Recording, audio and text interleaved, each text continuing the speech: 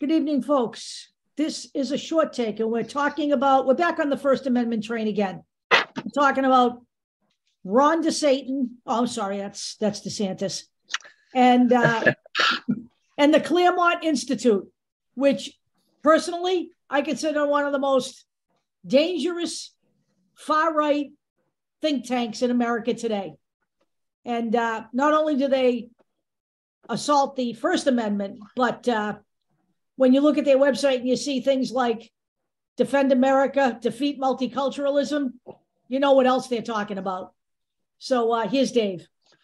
Okay, so here is the actual text from the Constitution regarding the First Amendment. Congress shall make no law respecting an establishment of religion, prohibiting the free exercise thereof, or abridging the freedom of speech or of the press, or of the right of the people peaceably to assemble and to petition the government for a redress of grievances. I will say right now, I believe that this should be amended to say not Congress, but the American government, number one. Ron DeSantis is bypassing the Constitution, and this is how he's doing it.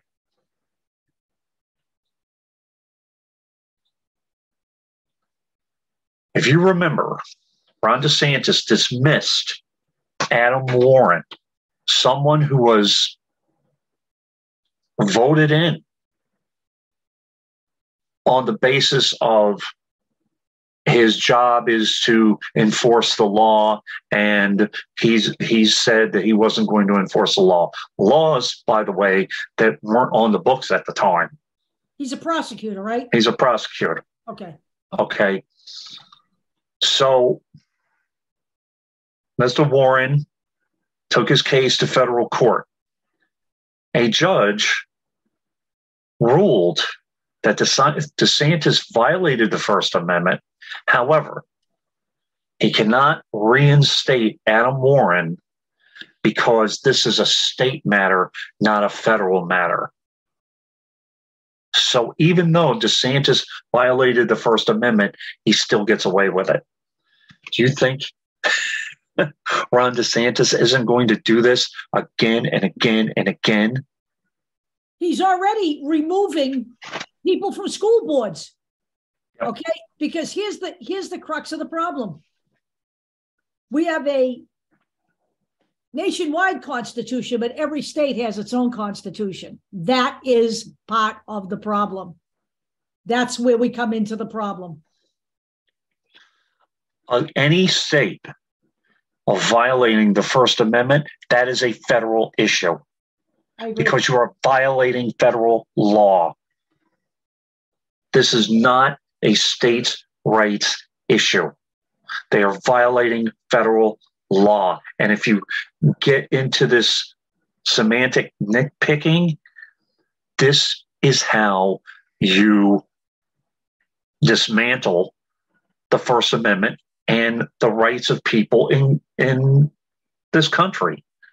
He's already meeting with the Claremont Institute that they are designed to systematically help him on his mission. Now, Deb's already talked about it, and I'm going to expand on it next week. This is not happening just in Florida. Just like Alec, the Claremont Institute is taking everything that Ron DeSantis is doing and making cookie-cutter laws or cookie-cutter legislation so other legislators in other states can follow suit. Basically, the Claremont Institute has declared that Ron DeSantis' Florida is the blueprint for other conservative states. And that doesn't just mean states that have a conservative governor. It could mean a state that has a Democratic governor, but a conservative legislature. That does happen. This is a dangerous path to fascism. Florida's already a fascist state. It's a done deal. He operates as a dictator. His legislature has been emasculated. All they are is a rubber stamp for everything he does. They don't question him. They don't push back on him. And they're primarily GOP. But he took care of using the bully pulpit to make himself the king. That's exactly what's going on in the state of Florida. And anybody who has time to look at last night's Factivist report should do so, because it's all laid out there. He has absolutely nobody pushing back on him on anywhere. As it is stated in a couple of articles, what Ron DeSantis did with Adam Warren was a clear violation of the First Amendment. And no one should get away with this through technicalities such as this. Now, is Adam Warren going to take this further? He may, but again, we have a conservative court, so we'll see what happens. We have a conservative court that was stacked to rubber stamp everything that the conservatives want.